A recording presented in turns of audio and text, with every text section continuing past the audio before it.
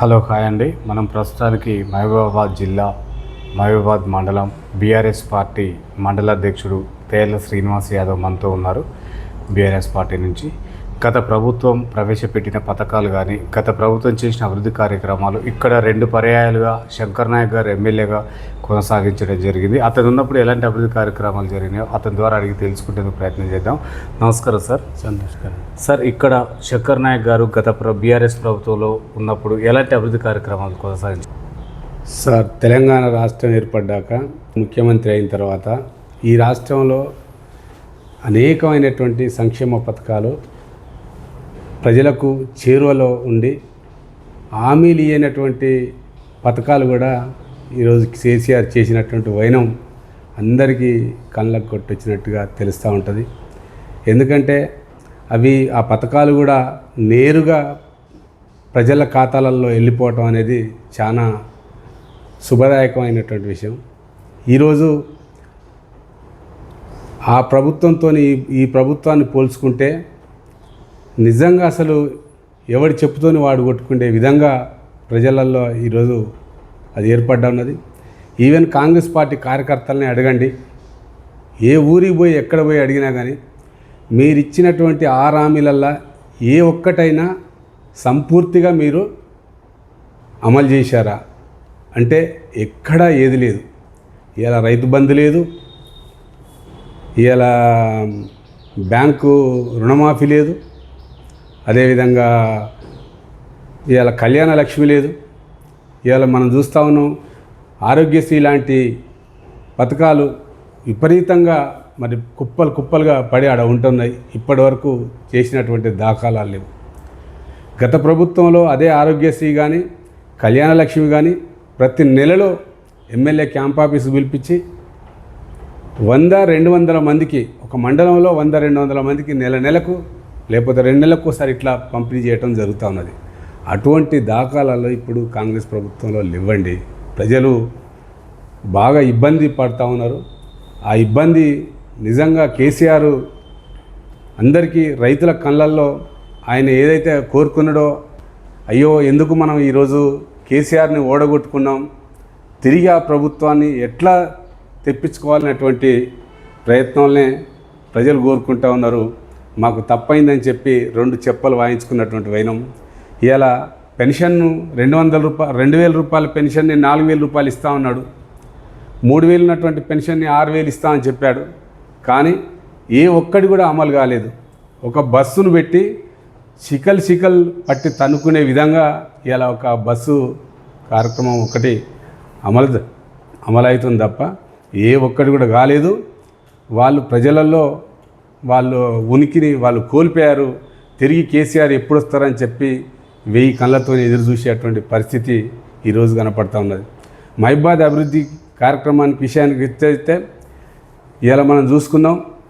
ఇవాళ మహబూబాబాద్ జిల్లా కానివ్వండి, లేదంటే ఒక మెడికల్ కాలేజ్ కానివ్వండి, ఒక ఇంజనీరింగ్ కాలేజ్ కానివ్వండి, ఒక నర్సింగ్ కాలేజ్ కానివ్వండి, ఒక హార్టికల్చర్ కాలేజ్ కానివ్వండి, ఇటువంటి ఎన్నో కార్యక్రమాలు. ఇలా మెడికల్ కాలేజీ ఈ మహబూబాబాద్ మారుమూల ప్రాంతం అయినటువంటి మహబూబాబాద్కు మెడికల్ కాలేజీ రావటం అంటే చాలా అభివృద్ధిలో ఎంత ముందు ఉందో అనేటువంటి చూస్తూ ఉన్నాం. ఇవాళ రియల్ ఎస్టేట్ రంగాన్ని చూసుకుంటే ఎక్కడికక్కడికి పడిపోయినటువంటి పరిస్థితి. ధరలు లేవు. కనీసం కొనేవాడు ఒక్కడు కనపడతలేడు. అమ్మేవాళ్ళు మాత్రం 1000 మంది పెట్టుబడులు పెట్టి ఇబ్బంది పడుతున్నటువంటి వైనం మనం చూస్తూ ఉన్నాం. మరి ఆ రోజు 2 లక్షలు 3 లక్షలకు ఉన్నటువంటి ఎకరం ధర కేసీఆర్ గారు ముఖ్యమంత్రి అయిన తర్వాత 50 లక్షలు మెయిన్ రోడ్డుకు వస్తే ₹1 కోటి ఈ మహబూబాబాద్ ప్రాంతంలో ₹1 కోటి 3 కోట్ల రూపాయలు వలికినటువంటి పరిస్థితి. మా గ్రామం ఈ నుంచి 8-9 కిలోమీటర్ల ప్రాంతంలో ఉంటుంది. మా గ్రామంలో 2 కోట్ల రూపాయలకి ఎకరం రోడ్డు ఎమ్మటి. అటువంటి భూములు ఇలా కనీసం భూమి అడిగేటువంటి దిక్కు లేదు. అంటే ఎంత తగ్గిపోతూ ఉన్నది, వాళ్ళ ప్రభావం ఎంత తగ్గిపోతూ ఉన్నది. మార్కెట్లో చాలా ఇబ్బంది పడుతూ ఉన్నారు ప్రజలు. ఇలా రైతు బంధు ప్రజలకు ఇవ్వాలంటే, రైతులకు రైతు బంధు ఇవ్వాలంటే మనం పంట పెట్టుబడి కోసం ఎక్కడికి పోయినటువంటి పరిస్థితి లేకుంటుండే. జూన్ మాసం రాగానే ఎమ్మటే ఎవరి ఖాతాలలో వాళ్లకు 5,000 రూపాయలు చొప్పున పడేది. ఈయన 7,000 రూపాయలు ఇస్తానన్నటువంటి మనిషి కనీసం 6,000 ఇస్తానన్న మనిషి ఇప్పటికీ 1 ఎకరాకు కూడా వేయని పరిస్థితి. 1-2 ఎకరాలకు ఎక్కడనో 5-10 మందికి వేసుడు తప్ప మిగిలిన వాళ్ళకి వేయించినటువంటి వైనం లేదు. ఈ ప్రభుత్వాన్ని ఎప్పుడు అవకాశం వస్తే అప్పుడు నేలకు కొడదాం అనేటువంటి ప్రజలు సిద్ధంగా ఉన్నారు. దీన్ని మీ ఇక్కడ జీర్ణించుకోలేకపోతూ ఉన్నారు. మరి ప్రజలు ఎవరైతే ఈ ప్రాంతం మొత్తం గిరిజన ప్రాంతం ఏదో తులం బంగారం వస్తుంది, ఆ మహిళలకు ఏదో 2 లక్షల రూపాయలు రుణమాఫీ వస్తాయని చెప్పి కొంత ఆశపడ్డటువంటి మాట నిజం. ఆ ఆశ నిరాశ అయింది. ఈరోజు ప్రజలు వారిని ఊళ్ళల్లో పోతే దుమ్మెస్తి పోవటం అయితే కాదు, బకెట్లే ఊహించే పరిస్థితి ఉన్నది. ఇలా కాంగ్రెస్ పార్టీ నాయకుడిని అని చెప్పుకునేటువంటి పరిస్థితి లేదు. ఇవాళ ఒక కొత్త రూపంతో మరి మళ్ళా ఒక కొత్త ఎత్తుగాడ వేస్తూ ఉన్నది. ఏదో కాంగ్రెస్ కార్యకర్తలకు రాజీవ్ యువశక్తి ఏదో దాని ద్వారా ఏదో కొత్త రకమైనటువంటి ఒక పథకం రేపు రాబోయే స్థానిక సంస్థల ఎన్నికలు ఉన్నాయి కాబట్టి ఆ ఎన్నికలలో మరి ఎట్లా ఏ ముఖం పెట్టుకొని పోవాలని మరి ఒక కార్యకర్త కావాలి కదా ఊళ్ళే. మరి వాళ్ళకి ఏదో కొంత లబ్ధి చేయాలనేటువంటి ఉద్దేశంతో మరి ప్రభుత్వం అటువంటి వేషాలు వేస్తూ ఉన్నది. వీటిని అన్నీ ప్రజలు గమనిస్తూ ఉన్నారు. ఏ ఎన్నిక వచ్చినా మిమ్మలను నేలకు కొట్టడం తప్ప ఎప్పుడు కూడా వాళ్ళని ఉపేక్షించేది లేదని చెప్పి ప్రజలు ఎదురు చూస్తూ ఉన్నారు. ఓకే సార్, ఇక్కడ శంకర్ నాయక్ గారు 2 పర్యాయాలుగా గెలిచిన తర్వాత 3వసారి ఓడిపోవడానికి గల కారణాలు ఏంటి? అభివృద్ధి కార్యక్రమాలు చాలా ఉన్నాయి సార్, అనేకమైన పథకాలు ప్రవేశపెట్టినప్పుడు కూడా ఓడిపోవడానికి గల కారణాలు ఏంటి సార్? సార్ ఇక్కడ ఒక్కటే సార్, ఈ ప్రాంతం మొత్తం కూడా గిరిజన ప్రాంతం sir. Not only Shankar Naik sir, ఇక్కడ ఈ ప్రాంతంలో మొత్తం కూడా అభివృద్ధి చేసినటువంటి వాళ్ళు ఉన్నారు. ఎవరు చేసినా శంకర్ నాయక్ కాదు కదా చేసేది,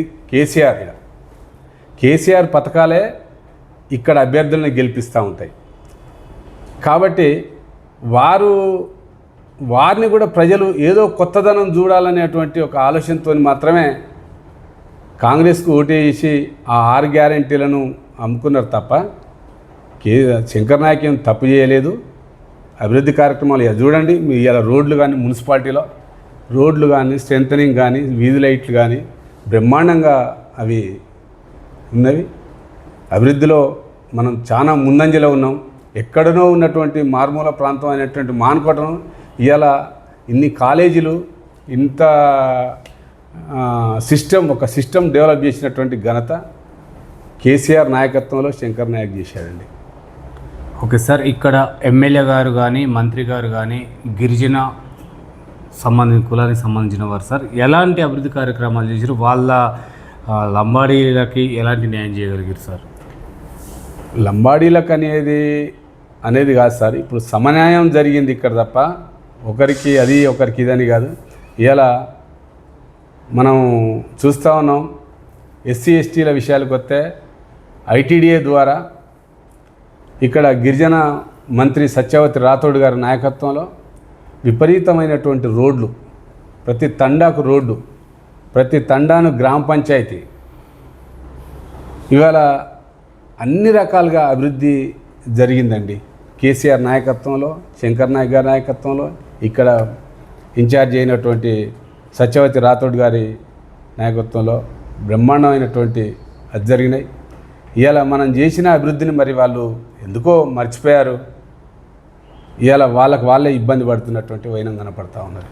ఓకే సార్, ఇక్కడ పక్క మండలం కురివిలో చూసుకుంటే అక్కడ వీరభద్రస్వామి టెంపుల్ ఫేమస్ సార్. అది ఎక్కడి నుంచో చరిత్రాత్మకమైన టెంపుల్ అది.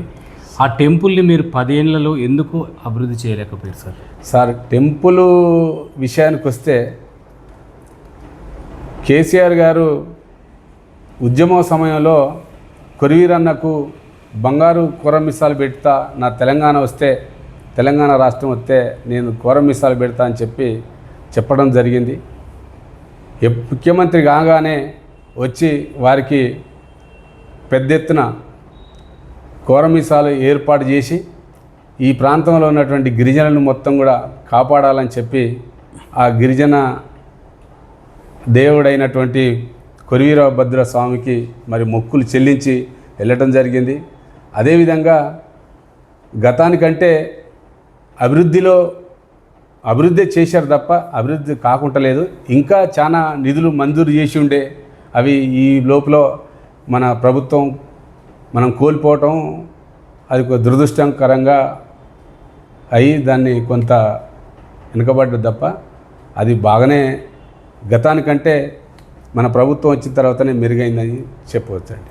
ఓకే సార్, గత ప్రభుత్వం ప్రవేశపెట్టిన పథకాలు ఈ మండలంలో కానీ ఈ మహబూబాబాద్ జిల్లాలో కానీ ఎలా డెవలప్ అయినాయి సార్? సార్ బీఆర్ఎస్ ఏదైతే ప్రభుత్వం ప్రవేశపెట్టినటువంటి పథకాలు ఏదైతే ఉందో కొంచెం కార్యకర్తలు ఇబ్బంది పడ్డారు, లీడర్లు ఇబ్బంది పడ్డారు తప్ప ఏ లబ్ధిదారుడు కూడా ఇబ్బంది పడలేదు సార్. డైరెక్ట్ ఖాతాలకు పోయినటువంటి వైనం ఒక బీఆర్ఎస్ ప్రభుత్వంలో జరిగింది. మధ్య దళారు లేకుండా డైరెక్ట్ వాళ్ళ నేరుగా వారి ఖాతాలలో పడ్డటువంటి వైనం ఒక బీఆర్ఎస్కే దక్కింది సార్. కాకపోతే ఊళ్ళల్లో అనుకుంటాం సార్, మేము లీడర్లం కదా, మరి వీళ్ళల్లో మాకు ఏం తెలియకుండా డైరెక్ట్ వాడి ఖాతాలలో పడుతుంది, మేము రేపు ఏమని వాళ్ళ దగ్గరికి ఓటాడుతాని పోవాలి ఎట్లా అని చెప్పి అని కొంత ఫీల్ అయ్యే వాళ్ళం. కానీ నిజంగా ఆ దళారీ వ్యవస్థను అంతమొందించాలంటే డైరెక్ట్గా వాళ్ళ ఖాతాల్లో పడే కరెక్ట్ అని చెప్పి అనుకున్నాం. బీఆర్ఎస్ కార్యకర్తలకు మాత్రం ఎటువంటి న్యాయం జరగలేదు సార్. వ్యక్తిగతమైనటువంటి న్యాయం మాత్రం ఎక్కడ జరగలేదు. దానికి ఎక్కడ తావు కేసీఆర్ గారు కూడా ఇవ్వలేదు ఇక వారిని. ఎందుకంటే బీఆర్ఎస్ కార్యకర్తలకు కూడా ఒక ప్రత్యేకమైనటువంటి నిధి, పేదోళ్ళు ఉన్నారు చాలామంది, పార్టీ జెండా మోసి ఉద్యమకారులు ఎంతో కేసుల పాలై చికాకులు పడ్డటువంటి వైనం ఈ ప్రాంతంలో మీ అందరికీ తెలియంది కాదు సార్. మహబూబాబాద్ జిల్లా కోసం ఇక్కడికి కరడుగట్టినటువంటి వైఎస్ జగన్మోహన్ రెడ్డి గారు మహబూబాబాద్కు వస్తున్నాడంటే ఉద్యమకారులం. ఆ రోజు నేను అప్పుడు టీడీపీలో ఉన్నటువంటి వ్యక్తిని అయినా అప్పుడున్నటువంటి పరిస్థితులకు అప్పుడు నా ఎంపీటీసీ పదవికి రాజీనామా చేసి నేను ఉద్యమంలో కొనసాగాలనేటువంటి ఉద్దేశంతో పార్టీకి ఎంపీటీసీ పదవికి రాజీనామా చేసి ఉద్యమంలో పాల్గొని ఇక్కడికి వచ్చినటువంటి జగన్మోహన్ రెడ్డిని రాళ్లతో కొట్టినటువంటి దాంట్లో నేను కూడా భాగస్వామిని. మరి ఆ రకంగా చేసినటువంటి కార్యకర్తలను మనం కొంత ఆదుకోవాల్సినటువంటి అవసరం ఉన్నది. ఉద్యమాన్ని మీరు ఎంతైతే మాకు ఉత్తేజం ఇచ్చారో అంతకంటే రెట్టింపుగా ముందుకెళ్ళి మేము తెలంగాణ సాధనలో మీతో పాటుగా మేము ఉన్నాం సార్. కాబట్టి కార్యకర్తలను కూడా ఒక చూస్తే మంచిగుంటుంది. కొంతమంది అంతే అన్ని రకాలుగా కాకుండా ఈరోజు వాళ్ళు చూడండి, వాడు నిన్న ఇవాళ రాలేదు, ఇలా వాళ్ళకు ప్రత్యేకమైనటువంటి కార్యక్రమాలు చేసుకుంటా ఉన్నారు. మరి అట్లా కార్యకర్తలను చిన్న చూపు చూడకుండా వాళ్ళకు కూడా తగిన స్థానం, తగిన గుర్తింపు ఇవ్వాలని చెప్పి కోరుతున్నా సార్. ఓకే సార్, మీ ప్రభుత్వం అధికారంలో ఉన్నప్పుడు ధరణి అనే ఒక వ్యవస్థను తీసుకురావడం జరిగింది సార్. దాని ద్వారా రైతులకు అన్యాయం జరిగిందని చెప్పేసి ఇప్పుడున్న అధికార పక్షం వాళ్ళు అంటున్నారు. వీళ్ళు పేరు మార్చి మళ్ళీ భూమాతగా తీసుకురావడం జరిగింది సార్. దాని ద్వారా న్యాయం జరుగుతుందా రైతులకు? అది ఒట్టి బోకస్ సార్.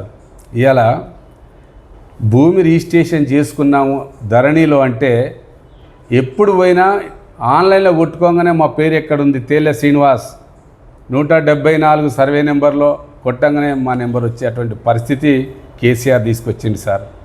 అంతకుముందు మాన్యువల్ సిస్టమ్ ఉండి నీ భూమి నాకు, నా భూమి నీకు, మొత్తం పటవార్లను పెట్టి మొత్తం ఒకరి భూమి ఒకరికి ట్రాన్స్ఫర్ చేసినటువంటి వైనం. ఎందుకంటే దొరలు దాతలు వాళ్ళు మాత్రమే వాళ్ళ ఇళ్ళల్లో ఆ పహానీలు పెట్టుకొని ఒకరిదొకరికి రాసిచ్చి కోట్ల చుట్టూ తిరిగి ఇబ్బంది పడేటువంటి వైనం సార్. అది ధరణి పెట్టడం మూలంగానే ఈరోజు ప్రజలు చాలా బాగా ఉన్నారు. నా భూమి నాకున్నదనేటువంటి ఒక ధీమాతోని ఉన్నారు సార్. ఎక్కడికి పోయినా అది కరెక్ట్ సిస్టమ్ సార్, మంచి పద్ధతి అనుకుంటారు సార్ జనాలలో. అది వాళ్ళు కావాలని భూమాత ధరణి అన్నా భూమాత అన్నా ఒకటే సార్. కాకపోతే ఏదో వాడు మార్చిండు కాబట్టి పేరు మార్చుకున్నాడు అంతే. ఓకే సార్, తేళ్ల శ్రీనివాస్ యాదవ్ మండల పార్టీ అధ్యక్షులుగా ఉండి ఈ మండల ప్రజలకు కానీ బీఆర్ఎస్ కార్యకర్తలకు అందుబాటులో ఉండలేడు అనేది ఒక గుసగుసలు సార్. ఇది ఎంతవరకు వాస్తవం? ఇది వాస్తవానికి దూరం సార్. ఎందుకంటే ఈ ఎలక్షన్లు వచ్చిన తర్వాత కాలుకు గజ్జె కట్టుకొని అరికాలకు బల్పం కట్టుకొని ఊళ్ళల్లో ప్రతి ఊరుకు ఒక ప్రచార రథాన్ని తీసుకెళ్ళి మాకు వచ్చినటువంటి సంక్షేమ పథకాలు ఏదైతే ఉన్నాయో ఆ సంక్షేమ పథకాలని ఊరూరు తీసుకెళ్ళి ఇల్లు ఎవరైతే లబ్ధిదారులు ఉన్నారో ఆ లబ్ధిదారులకు కూడా ఇంటి దాకా వెళ్ళి అమ్మ మాకు ఓటేయండి, మా ప్రజలను గుర్తించండి, మా ప్రభుత్వాన్ని గుర్తించండి, తిరిగి గెలవాలని చెప్పి చాలా ఇబ్బందులు పడుకుంటూ కూడా మేము అది చేసినాం సార్. వ్యవసాయాన్ని సైతం వదిలిపెట్టుకొని కూడా మా సొంత పనులు కూడా వదిలిపెట్టుకొని పార్టీ కోసమే పనిచేస్తున్నాం సార్. కాకపోతే ఇంకా పని అంటే ఏందో నాకు అర్థం కాదు సార్. నేను 24 hours 24 గంటలు పార్టీ కోసం పనిచేసేవాడిని సార్. నేను ఎక్కడ కూడా తక్కువ లేదు సార్, మంచిగా తిరిగేవాడిని. మీకు ఎవరైతే సమాచారం ఇచ్చారో వాళ్ళు ఏమన్నా వాళ్ళ వ్యక్తిగత అభిప్రాయం కావచ్చు, కానీ నేను పార్టీ సిస్టంలో పార్టీ చెప్పినటువంటి విధానంలో పని ఇప్పటికి కూడా చూడండి సార్. మీ కాడ కూడా మీ విజువల్స్ ఉంటాయి. పార్టీ ఇచ్చిన ప్రతి ప్రోగ్రాంలో నేనే ముందు ఉంటాను సార్. నిన్నగాక మొన్న జగదీశ్వర్ రెడ్డి గారి సస్పెండ్ చేస్తే ఆ కార్యక్రమాన్ని కూడా మా ఆధ్వర్యంలో మేము తీసుకొని ప్రభుత్వాన్ని దిష్టిబొమ్మను తగలబెట్టడంలో అగ్రభాగాన నిలబడి చేసినటువంటి అటువంటి పోయినాం సార్. Okay sir. ఎప్పటికప్పుడు ప్రభుత్వం చేస్తున్నటువంటి ప్రజా వ్యతిరేక విధానాల పట్ల ప్రెస్ మీట్ల ద్వారా నిరసన తెలియజేస్తూ మేము ఎప్పటికప్పటికీ ఖండిస్తూ ఉన్నాం సార్. Okay sir. ఇప్పటి వరకు మీరు ప్రవేశపెట్టిన పథకాలపైన ప్రజలకు ఎలా లబ్ధి చేకూరని చెప్పారు సార్. ఇప్పుడు కాంగ్రెస్ ప్రభుత్వం అధికారంలోకి వచ్చి ఒక 14-15 ఏళ్ళు కావచ్చు సార్. ఈ 6 గ్యారంటీలు ఏ విధంగా ఈ మండలంలో అమలవుతున్నాయి సార్? సార్ ఇప్పటి వరకు 6 గ్యారంటీలు కాదు కదా సార్, ఒక బస్సు అయింది సార్. ఇలా బ్యాంకు రుణమాఫీకి వచ్చేస్తే ఒక 40% సార్, అది 2 లక్షల దాకా రాలేదు సార్. అది 50,000 అయినా 50,000 ఉన్న వాళ్ళకి కూడా 40% వచ్చింది సార్. అంతకంటే ఎక్కువ రాలేదు. చాలామంది ఇబ్బంది పడతా ఉన్నట్టు అయినా సార్. ఇంకా ఏది రాలేదు సార్, ఒక బస్సు మాత్రమే వచ్చింది సార్, అది తప్ప ఇంకేం లేదు సార్. Okay sir. ఇలా ఇంకొకటి సార్, మేము బోనస్ 500 రూపాయలు బోనస్ ఇస్తామని చెప్పారు సార్. ముందు పడ్డటువంటి రైతులు ఎవరైతే ముందుగా అమ్మినటువంటి రైతులు ఎవరైతే ఉన్నారో కొంతమందికి పడ్డాయి. ఆ తర్వాత మళ్ళా తిరిగి అంటే ఇప్పటివరకు మళ్ళా బోనస్ పడ్డటువంటి దాఖలాలు లేవు సార్ ఇప్పటివరకు. Okay sir. ఈ జిల్లాకు కానీ ఈ మండలానికి కానీ 10 సంవత్సరాల కాలంలో ఎన్ని డబుల్ బెడ్రూమ్ ఇండ్లు ఇవ్వగలరు సార్? సార్ డబుల్ బెడ్రూమ్ ఇళ్ళకి వచ్చేసి మేము అంటే లెక్క ఎన్ని అనే దాని మీద అది లేదు కానీ సార్, ఇవాళ కంబాలపల్లి మా మండలానికి వచ్చేస్తే కంబాలపల్లి కానీ, తర్వాత నడివాడ కానీ, తర్వాత వేమ్నూరు కానీ, అదేవిధంగా మన ఈ విఎస్ లక్ష్మీపురం కానివ్వండి, ఈ గ్రామాలలో ఎక్కడనైతే ప్రభుత్వం భూమి అందుబాటులో ఉన్నదో, ఎందుకంటే అన్ని ఒక్క దగ్గరనే కట్టాలనేటువంటి ఆలోచన ఉన్నది కాబట్టి ప్రభుత్వ భూమి ఉన్న దగ్గర ఈ హౌజెస్ అలాట్ చేయటం జరిగింది సార్. అవి సంఖ్యలో ఎన్ని ఉన్నాయి అనేది కొంచెం అది సార్. ఈ మండలానికి వచ్చేస్తే ఈ గ్రామాలలో అది చిన్న పక్కన ఉన్నటువంటి విఎస్ లక్ష్మీపురం కదా సార్, అది జంగిల్గొండ. Okay sir. ఇక్కడ ఈ మహబూబాద్ జిల్లా కానీ ఈ మండలంలో కాళేశ్వరం నీళ్ళు ఎంత మేరకు రైతులకు చేకూరుతున్నాయి సార్? సార్ గతంలో చేకూరినాయి సార్, కానీ ఇప్పుడు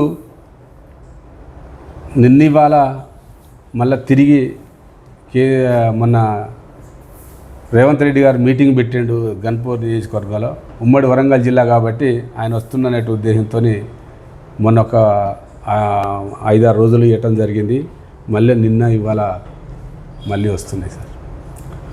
ఓకే సార్. ఇక్కడ కేసీఆర్ గారు ఉన్నప్పుడు కళ్యాణ లక్ష్మి ఎప్పటికప్పుడు వచ్చేది అంటున్నారు సార్. ఇప్పుడు కాంగ్రెస్ గవర్నమెంట్ తులం బంగారం ఇస్తామని హామీ ఇచ్చారు సార్. ఆ తులం బంగారం ఎక్కడ అడుగుతారు, దీనిపైన మీరు ఏమంటారు సార్? సార్ అంత మోసం సార్, దగ. ప్రజలకు మభ్యపెట్టి ఓట్లు వేసుకొని వాళ్ళ అధికారంకి వచ్చేసారు. ఎందుకంటే ఇవాళ ఊళ్ళలోకి పోతే ప్రతి ఒక్క ముసలమ్మని అడగండి, ఒక వయసుని అడగండి, ఒక రైతుని అడగండి, ఒక పెన్షన్దారుని అడగండి, ఎవరి దగ్గర పోయినా ఈవెన్ కాంగ్రెస్ పార్టీ కార్యకర్తను అడగండి పోయి, వాళ్ళు కూడా తిప్పి కొట్టడానికి సిద్ధంగా ఉన్నారు సార్. ఎక్కడ కూడా ఏ సంక్షేమ కార్యక్రమాలు లేవు. ఊళ్ళలో పోతే నిలదీసే పరిస్థితి కనపడతా ఉన్నది సార్. ఓకే సార్, ఇక్కడ బీఆర్ఎస్ 10 సంవత్సరాల కాలంలో ఏ ఒక్క నిరుద్యోగులకు కూడా ఉద్యోగాలు ఇవ్వలేదు, మేము వచ్చిన తర్వాత ఉద్యోగాలు ఇచ్చినామని చెప్పేసి ఇప్పుడున్న అధికార పక్షం అంటుంది సార్. ఎందుకు నిరుద్యోగులకు ఉద్యోగాలు ఇవ్వలేకపోయింది సార్ మీ ప్రభుత్వం? సార్ ఉద్యోగాలు ఇవ్వలేదంటే కళ్ళుండి చూడలేని కబోదులు అయి ఉంటారు సార్ నాకు తెలిసి. ఎందుకంటే ఆరోపణలు చేయటానికి ఎవరైనా ఆరోపణలు చేయొచ్చు సార్. అన్ని రంగాలలో ఉద్యోగాలు వచ్చినాయి సార్. ఇవాళ మొత్తం కాంట్రాక్ట్ బేసిక్లో ఉన్నటువంటి ఉద్యోగాలు మొత్తం కూడా పర్మనెంట్ చేసినటువంటి వ్యక్తి కేసీఆర్ సార్. ఇలా వీళ్ళు వచ్చిన తర్వాత ఏం చేసి బీఆర్ఎస్ పార్టీ ఇచ్చినటువంటి ఉద్యోగాలనే వాళ్ళే చేసినటువంటి ఉద్యోగాలను వీళ్ళు వచ్చి మేము ఇచ్చినామని అంటే అది ఎట్లా సార్? మీరు స్వయంగా మీరు వేయండి, మీరు నోటిఫికేషన్ ఇచ్చి మీరు వేస్తే మీరు ఇచ్చినట్టు సార్. మేము ఇచ్చిందని మీరు ఇచ్చిందని అవి కొట్టుకుంటే మేము ఏం చెప్తాం సార్? అది కరెక్ట్ ఓకే సార్. ఈ మండలంలో మీరు మండల నాయకులుగా ఉండి ఎంత మేరకి దళిత బంధు ఇవ్వటం జరిగింది సార్? సార్ ఈ మండలం లోపల ఫస్ట్ విడత 25 వచ్చినాయి సార్. వాటిని ఊరుకు 4 ఎమ్మటి దళిత బంధువులు ఇవ్వటం జరిగింది సార్. అన్ని సక్రమంగానే ఇవ్వటం జరిగింది. చాలా హ్యాపీగా ఉన్నారు సార్ వాళ్ళు. రెండోసారి ప్రభుత్వం అయితే తిరిగి కూడా రెండోసారి శాంక్షన్ వచ్చినాయి. తిరిగి రెండోసారి వస్తే కూడా 50-70% దాకా వచ్చేది ఉండే, కానీ అవి ప్రభుత్వం రాక అవి ఎక్కడికక్కడ నిలబడిపోయినాయి సార్. వాళ్ళు కూడా ఇబ్బంది పడుతూనే ఉన్నారు సార్. ఓకే సార్, మీరు ఒక బీసీ కులగణన పైన, అంటే బీసీ వర్గీకరణ కులగణన పైన మీ అభిప్రాయం ఏంటి? కులగణన ద్వారా రాష్ట్రంలో ఏమైనా పెను మార్పులు రాబోతున్నాయా సార్? తప్పకుండా వస్తాయి సార్.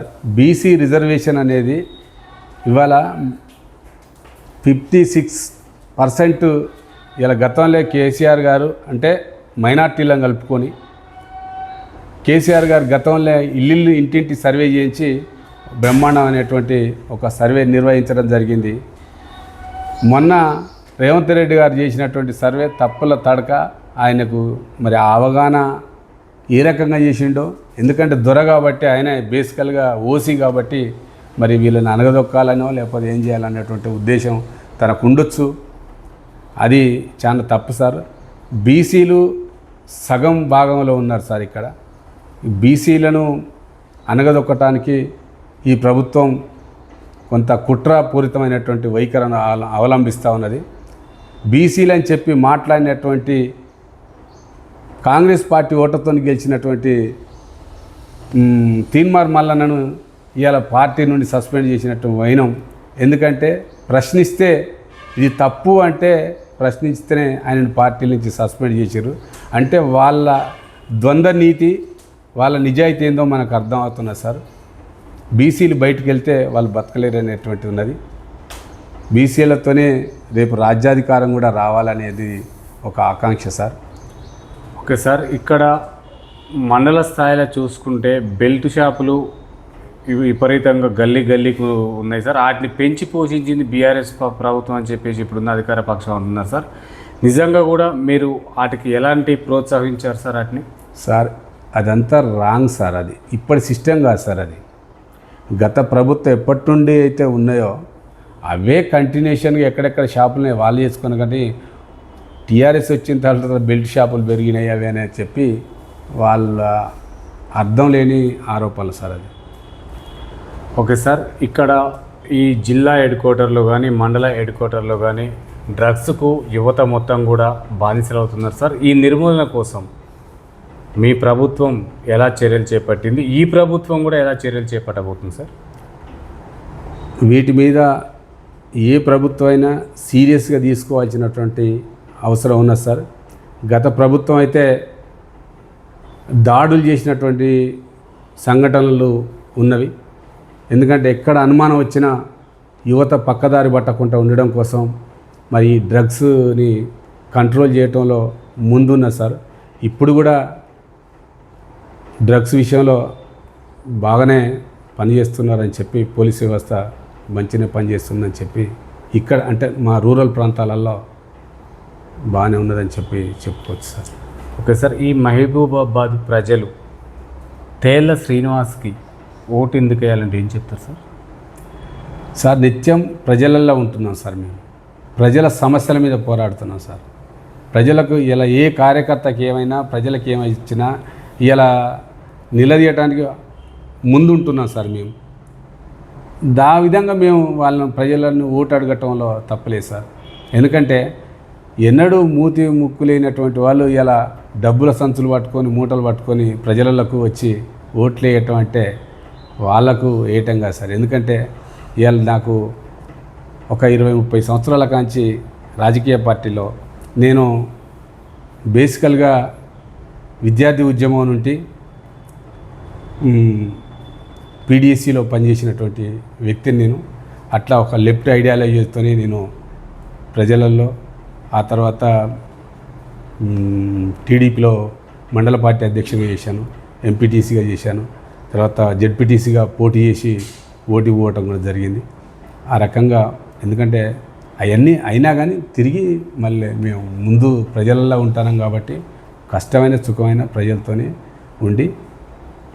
ఉంటాం కాబట్టి మాకు ఓట్లు అడిగేటువంటి రైట్ మాకు ఉన్నది.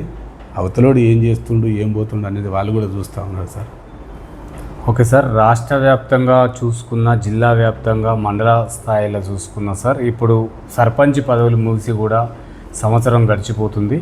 స్పెషల్ ఆఫీసర్లు పెట్టడం ద్వారా గ్రామ పంచాయతీల అభివృద్ధి కుంటుపడుతుంది సార్. కేంద్రం నిధులు కూడా ఆగిపోవడం జరిగింది. దీనిపైన ఎలాంటి చర్యలు, ప్రభుత్వం చేతగానితనం సార్. ఇది ప్రభుత్వ చేతగానితనం. స్థానిక సంస్థల ఎన్నికలు వెంటనే పెట్టాలి సార్. పెట్టి మీ సత్తా చూయించుకొని ప్రజలకు అందుబాటులో ఉండాలి సార్. ఇవాళ ఎక్కడనో మనిషిని ఒక స్పెషల్ ఆఫీసర్ని పెట్టి ఆయన ఒక 3-4 గ్రామాలకు ఒక ఆఫీసర్ని పెడితే ఎక్కడ చూసుకోగలుగుతారు సార్? అది కాదు కదా.